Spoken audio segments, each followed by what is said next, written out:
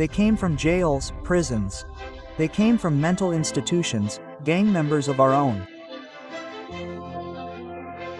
And the victory was mostly accomplished because of us. Whether you like it or not, we went into that war and won it, and we received a lot of help from the people. Donald Trump never hesitated to belittle and even insult former President Joe Biden in every way, especially regarding his governance of the country. But more than 6 months since returning to the White House, Trump's policies have actually generated more controversy than solutions. It's safe to say Biden is probably smiling behind the scenes as he watches a once proud America sink deeper into the abyss under Trump's control.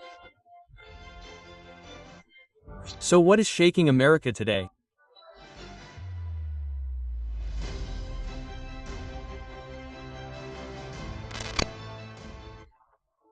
The United States, once proud of being the country with the greatest freedom, is not what it seems. Trump, with all his ambition, is silencing dissenting voices and imposing his views on the entire nation. This decision is truly mind-boggling. It was reported that Trump issued a policy that would withhold $1.9 billion in disaster relief funds from states or cities that dared to boycott Israeli companies. Is this a joke? Trump is willing to sacrifice vital aid that could save thousands of lives simply because of a difference of opinion, and don't think this is just a bluff.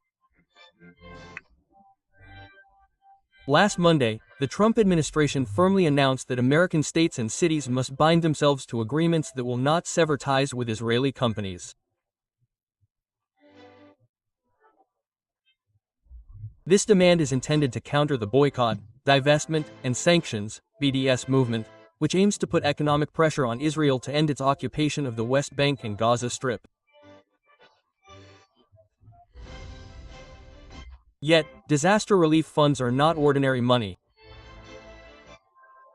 They are vital for search and rescue equipment, emergency managers, salaries, and backup power, which is desperately needed in the midst of a disaster. Without these funds, how can a country survive a major disaster?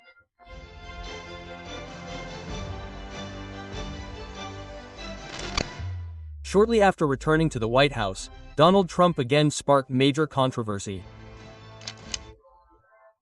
This time, he sparked a wave of criticism after firing the head of the Bureau of Labor Statistics, Erica McCarver, immediately after the agency released its heavily revised employment data. The reason for the dismissal also seemed suspicious. Trump accused McCarver of falsifying data, but never provided any concrete evidence to support the accusation. McIntyre was fired just moments after the Bureau of Labor Statistics released shocking figures. Employers in the United States added only 73,000 jobs in July, far below expectations of 109,000 new jobs. Furthermore, major revisions were made to the May and June data, reducing the number of jobs by 250,000.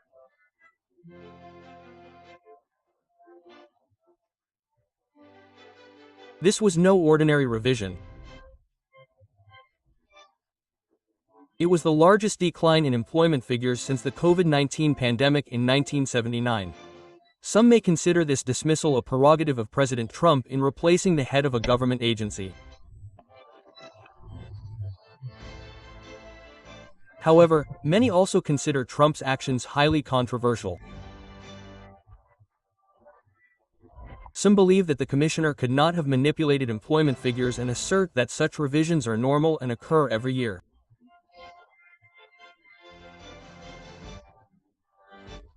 Furthermore, others point out that employment data is compiled by hundreds of professionals working under strict and transparent procedures that make manipulation nearly impossible.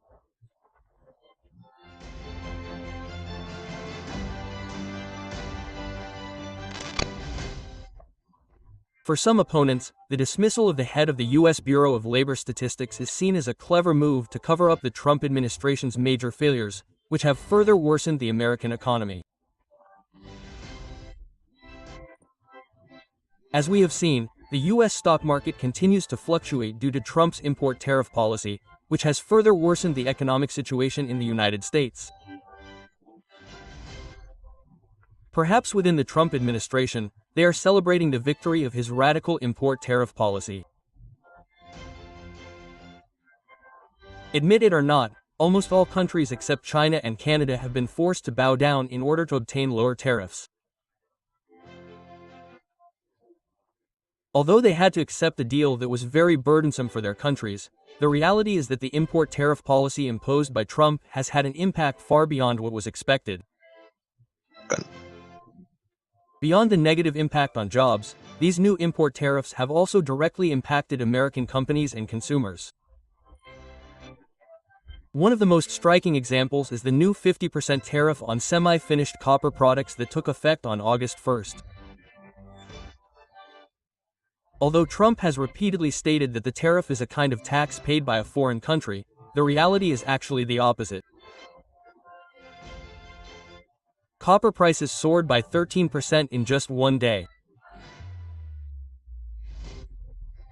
As a result, the tariffs affect everything from electrical cables to plumbing, with costs ultimately borne directly by American consumers.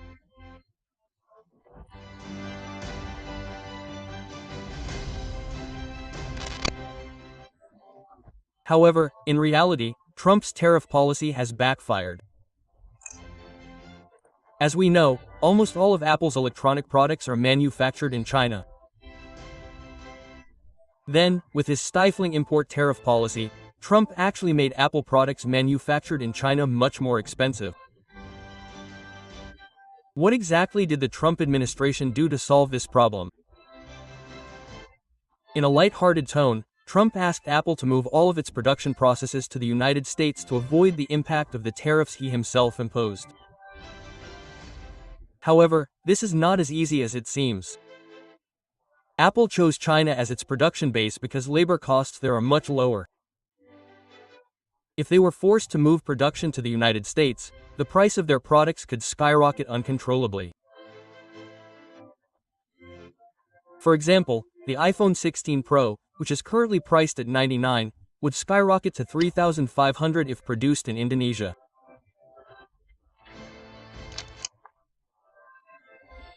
With this reality, Apple chose a more realistic option, moving most of their production to India to avoid Trump's detrimental tariff policy.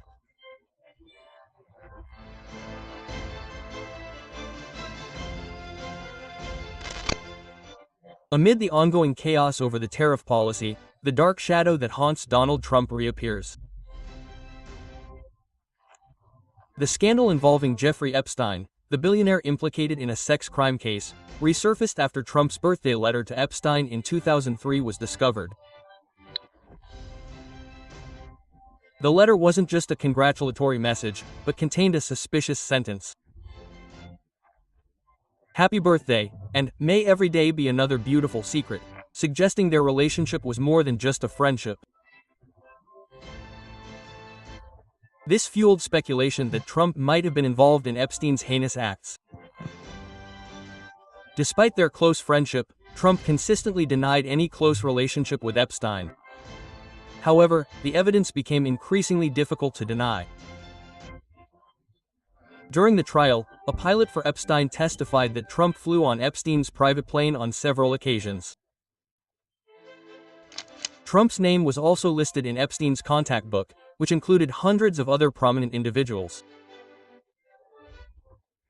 Despite these facts, Trump stubbornly denied everything.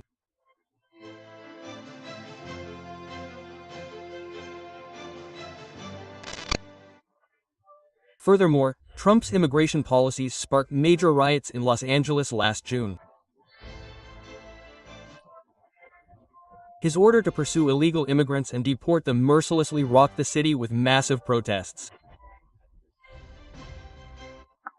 Tensions escalated as thousands took to the streets to denounce what he considered an inhumane policy. Trump, who appears indifferent to the social impact of his policies, continues to press for worsening of the situation with harsher measures.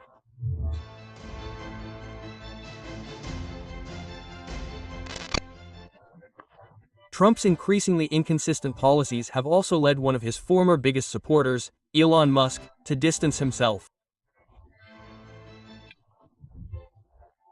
The Tesla founder and SpaceX CEO, who was once a key supporter of Trump, has now turned into one of the president's sharpest critics.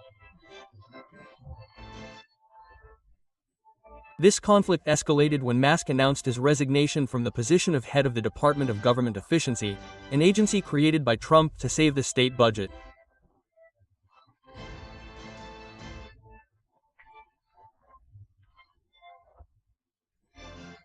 Musk protested the federal budget bill known as the One Big Beautiful Bill, which he considered a wasteful policy that would worsen the state budget deficit, which has now reached $36.1 trillion due. Musk's dissatisfaction peaked when he announced plans to form a new political party, an American party aimed at restoring freedom.